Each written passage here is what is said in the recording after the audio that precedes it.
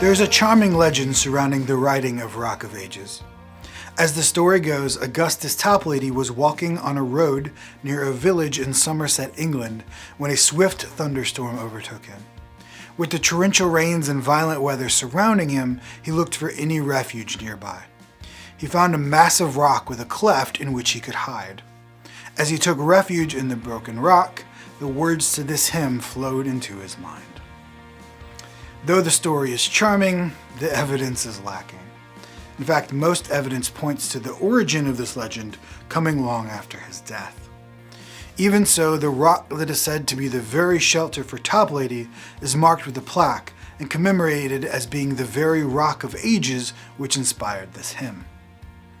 As a teenager, Augustus Toplady was at a Methodist revival service in a barn in Ireland when he felt the Lord calling to him.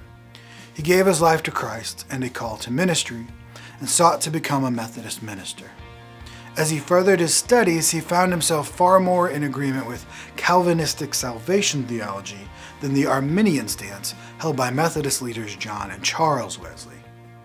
His adult years were marked by feuds with the Wesleys over the doctrine of salvation and election, sometimes taking unfortunately slanderous turns.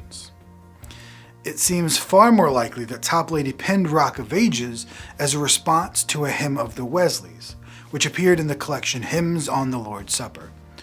That hymn opens with Rock of Israel, cleft for me. Themes and language throughout that hymn, and the entire collection, mirrors the words that Toplady wrote. The Rock of Ages came decades after.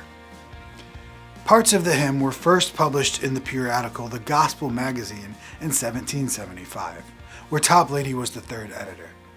The Gospel magazine is an English publication still in print today, continuing the work outlined in their original mission statement, the uncompromising declaration of the gospel of free grace, both in belief and in practice. Tuberculosis claimed the life of Toplady at a young age of 38, just a few years after he published Rock of Ages. But this hymn keeps his legacy alive today. Rock of Ages, cleft for me, let me